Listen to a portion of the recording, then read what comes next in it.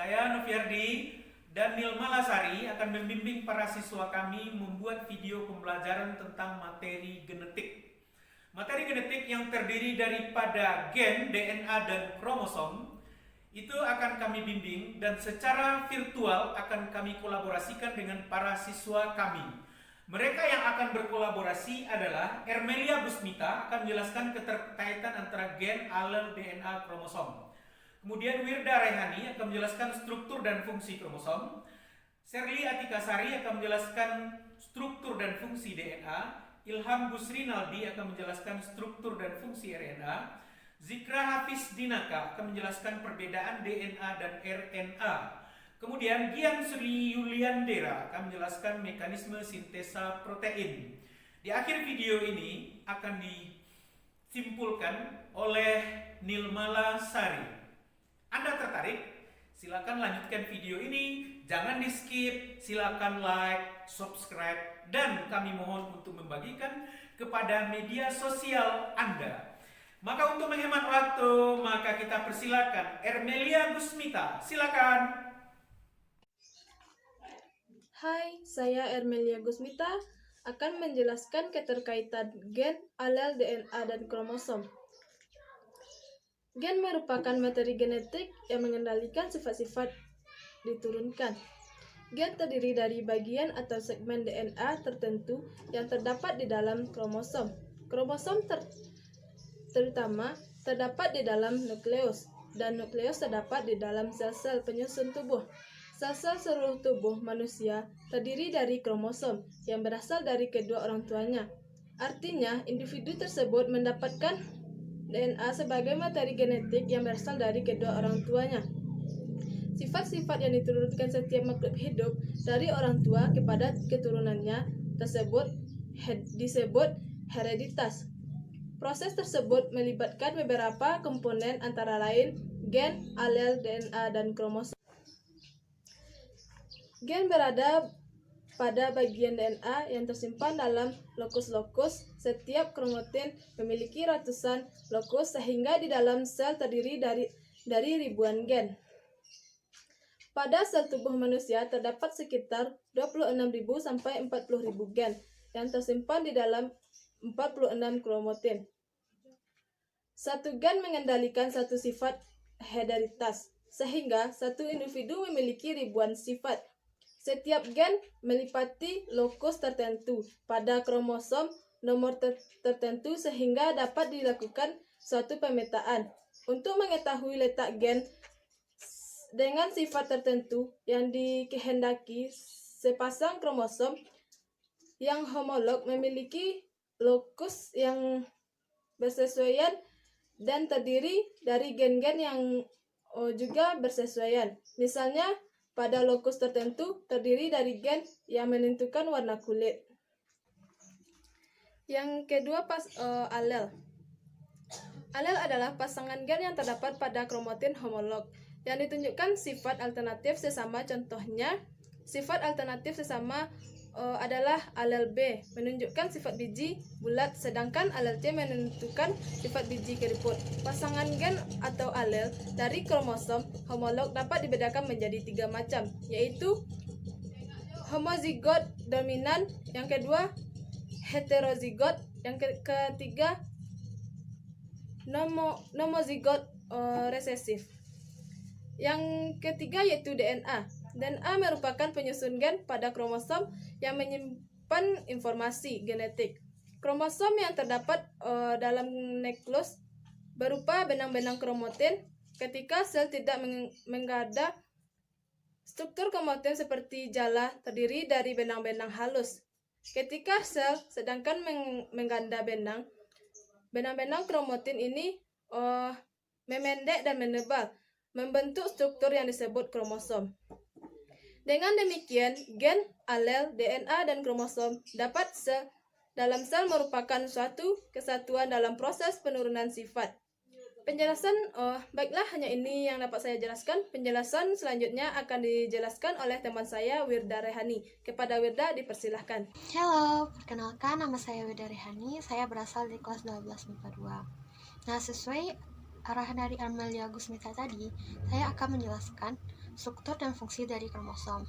Sebelum saya menyebutkan struktur dan fungsi dari kromosom, saya akan memberitahu sedikit apa itu kromosom.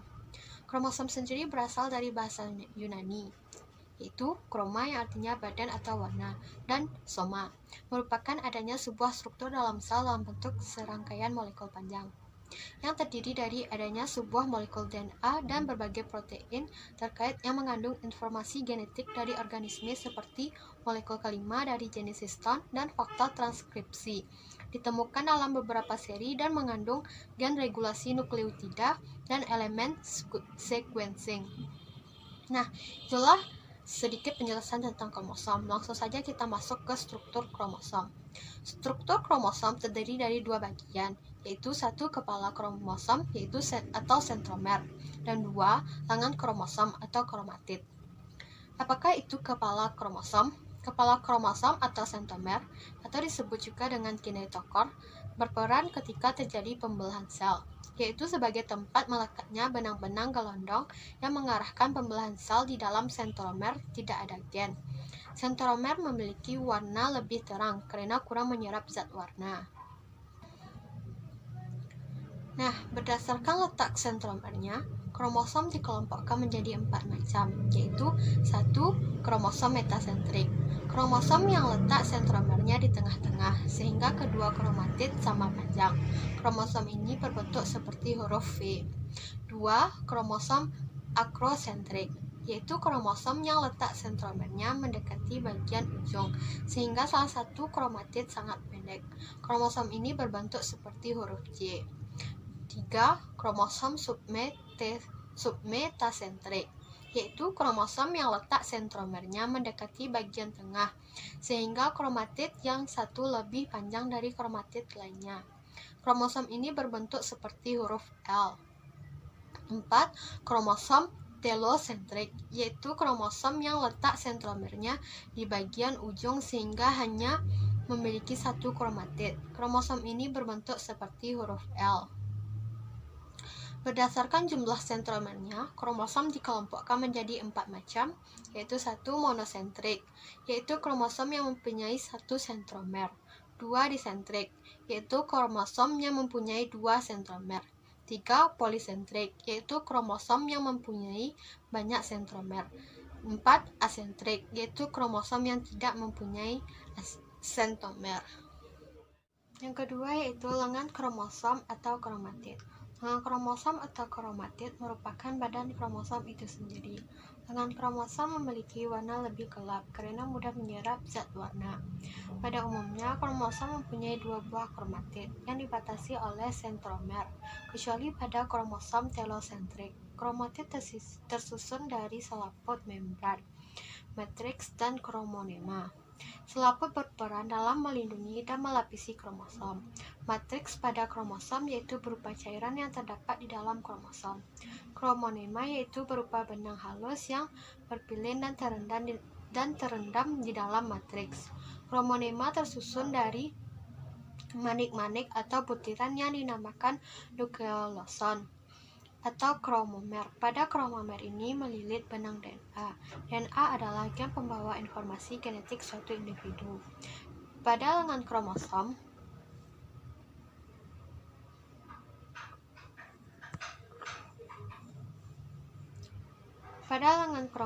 juga terdapat telomer dan satelit.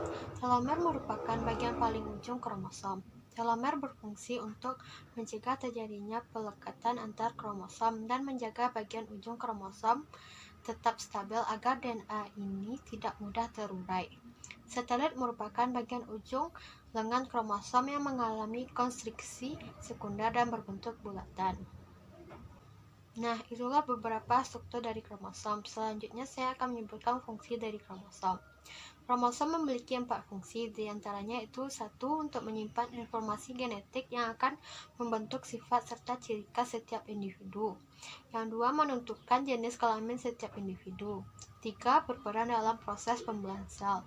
4. Berperan dalam proses transkripsi DNA untuk membuat sintesis protein. Nah, itulah penjelasan tentang struktur dan fungsi dari kromosom. Dan untuk penjelasan berikutnya yaitu tentang fungsi dan struktur dari DNA akan dijelaskan oleh teman saya yaitu Sherly Atikasari. Dipersilahkan kepada Sherly Atikasari. Baiklah, saya akan menjelaskan tentang struktur DNA atau yang sering disebut juga helix ganda. Setiap nukleosida penyusun DNA terdiri dari satu gula deoksiribosa, satu gugus fosfat, dan satu basa hidrogen. Nukleotida yang tidak memiliki gugus fosfat disebut dengan nukleosida. Fosfat dari nukleotida akan membentuk ikatan fosfodiester dari gula nukleotida berikutnya. Sementara itu, basa hidrogen purin pada suatu nukleotida akan membentuk ikatan hidrogen sebagai pasangan tetap. Yang kedua, fungsi DNA. DNA memiliki fungsi untuk bereliksasi atau menggandakan diri, terutama yang terjadi di nukleus. Replikasi atau penggandaan DNA dikatalis oleh beberapa enzim, yaitu 1. Helikase yang berfungsi memutuskan ikatan-ikatan hidrogen. 2. RNA primase yang menggabungkan nukleotida RNA agar dapat membentuk primer.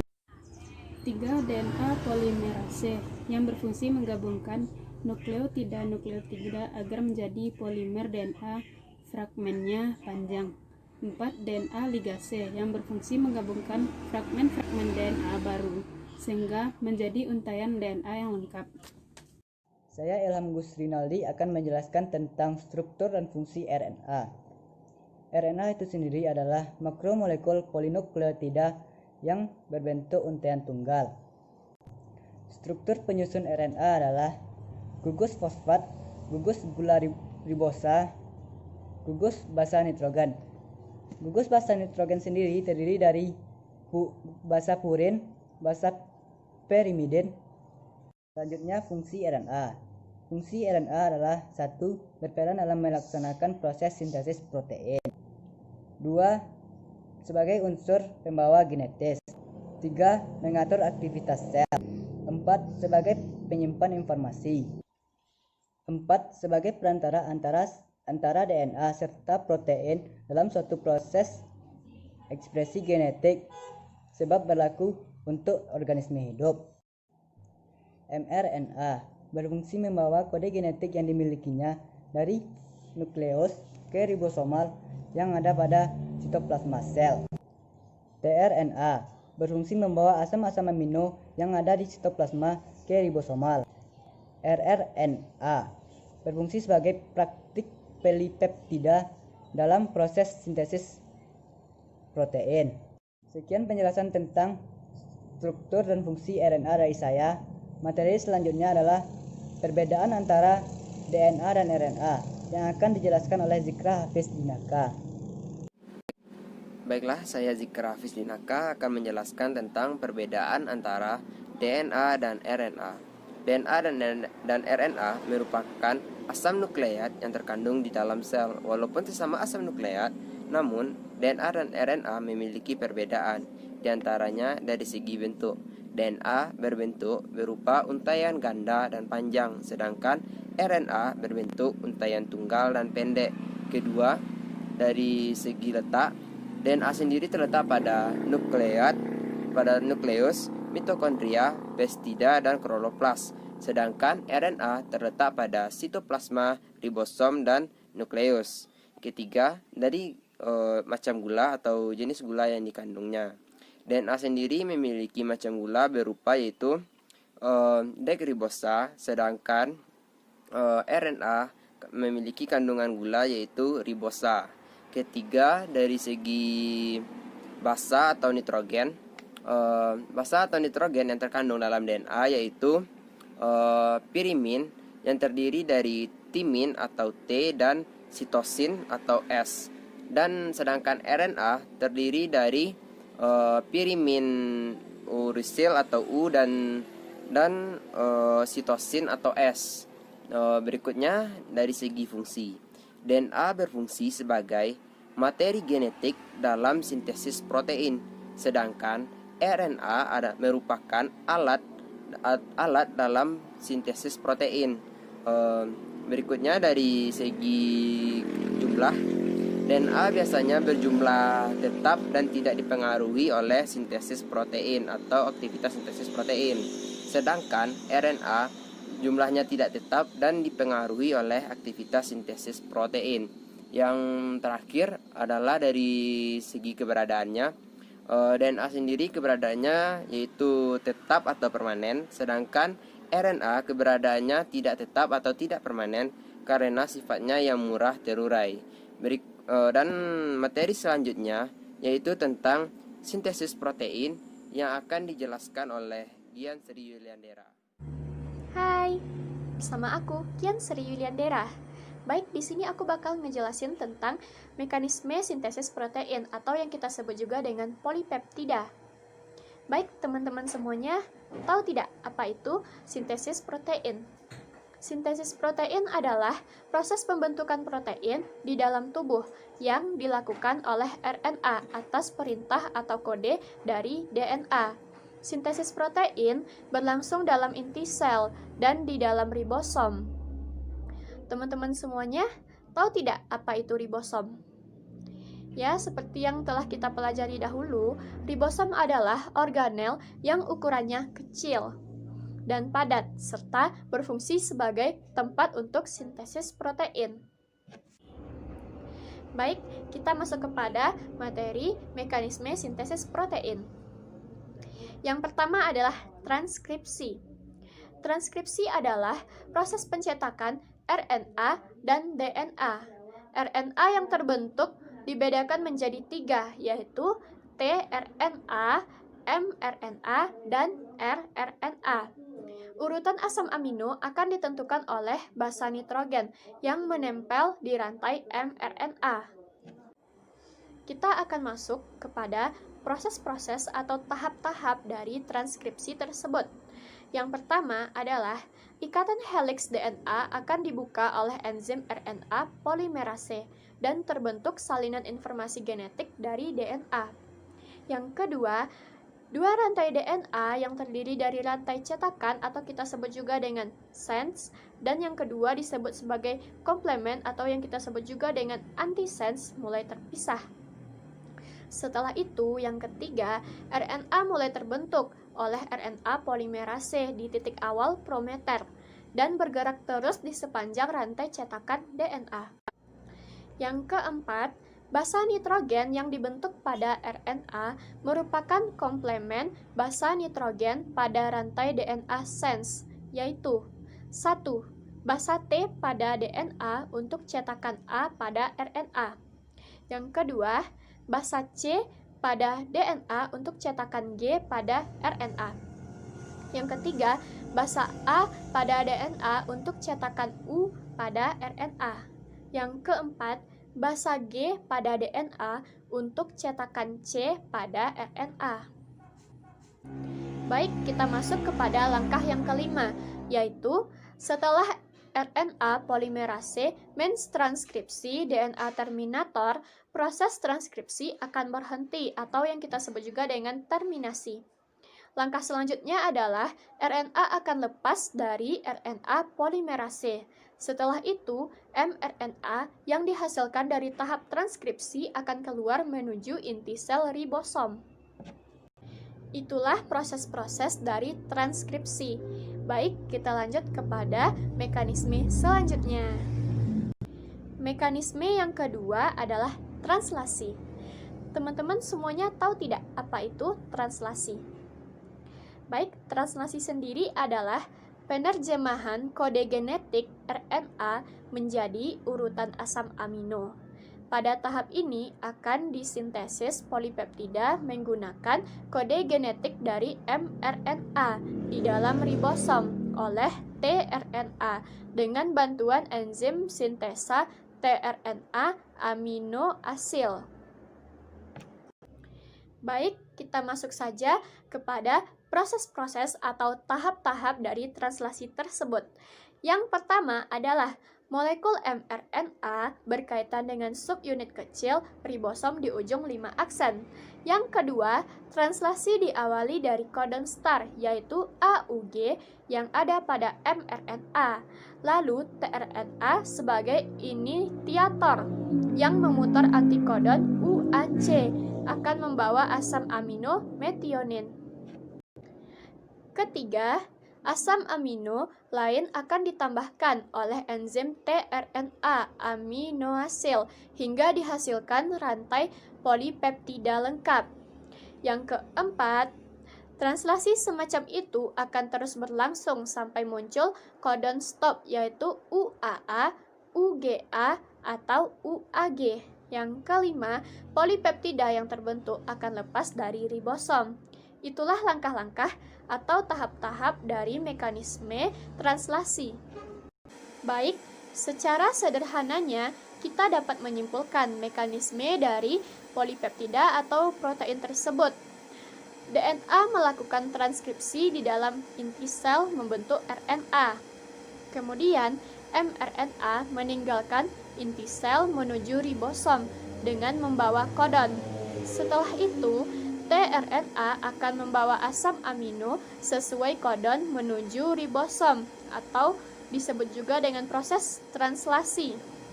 Setelah itu, asam amino dirangkai sesuai kode genetik pada kodon. Lalu terbentuk senyawa polipeptida atau yang kita kenal dengan protein. Baik, di sini saya punya 3 contoh soal mengenai sintesis protein. Langsung saja kita masuk kepada soal yang pertama. Pada diagram tersebut, A, B, dan C berturut-turut adalah. Oke, di sini kita bisa lihat bagaimana diagram sintesis pada soal ini. Langsung saja kita lihat pembahasannya. Berdasarkan diagram di atas, A berperan untuk melakukan transkripsi sampai dihasilkannya mRNA atau RNA duta dengan kodon tertentu, yaitu DNA.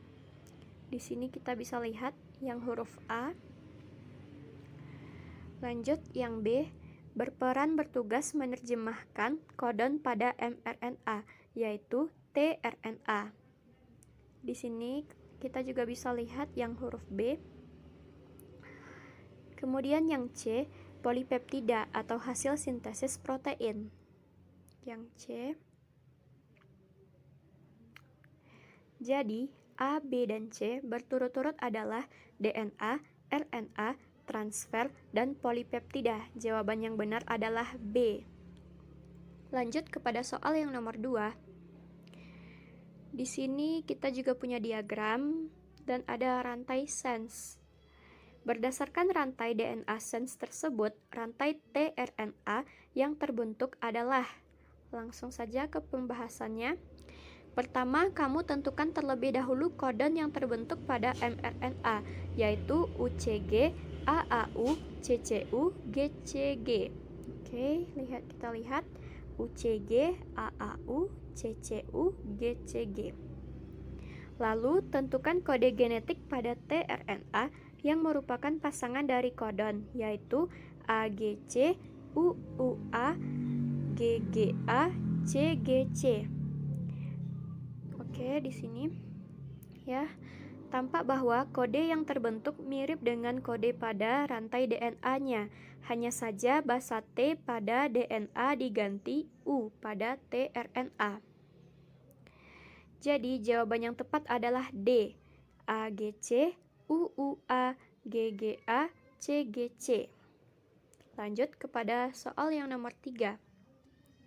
Jika tRNA salah membaca kode genetik pada proses translasi, hal yang terjadi adalah, kita lihat pembahasannya. Translasi oleh tRNA merupakan proses penting dalam sintesis protein. Jika tRNA salah dalam menerjemahkan kode-kode genetik, jenis protein yang terbentuk juga akan berubah. Hal ini bisa memicu munculnya mutasi pada makhluk hidup. Contoh kelainan yang timbul akibat kesalahan tRNA dalam menerjemahkan kode genetik adalah anemia sickle cell. Jadi, jika tRNA salah membaca kode genetik pada proses translasi, hal yang akan terjadi adalah timbulnya mutasi. Jadi, jawaban yang tepat adalah D. Baik, sekian contoh soal dari saya. Itulah mekanisme pembentukan protein atau polipeptida. Untuk kesimpulan, kita serahkan kepada guru kita, Ibu Nilmalasari. Hai, Jadi setelah Gian tadi menjelaskan bagaimana mekanisme dari sintesis protein, nah di sini saya Nilma Lasari akan menyimpulkan materi genetik itu sendiri. Jadi materi genetik itu adalah suatu materi atau bahan yang fungsinya mengatur sifat keturunan dari satu generasi ke generasi selanjutnya. Dari mulai bentuk rambut, warna kulit, susunan darah, dan lain sebagainya. Nah, jadi materi genetik yang mengatur sifat keturunan itu diperoleh dari orang tua kita, yaitu dari ayah dan ibu kita. Dari ayah yaitu melalui sel sperma, dan dari ibu yaitu melalui sel ovum. Lalu dalam bentuk apa materi genetik itu? Nah, materi genetik pada makhluk hidup itu berupa DNA dan RNA. Jadi, DNA lah yang menjadi jawaban mengapa kita mirip dengan orang tua kita. Nah, itulah video pembelajaran dari kami. Selamat menyaksikan. See you. Sampai jumpa di video selanjutnya.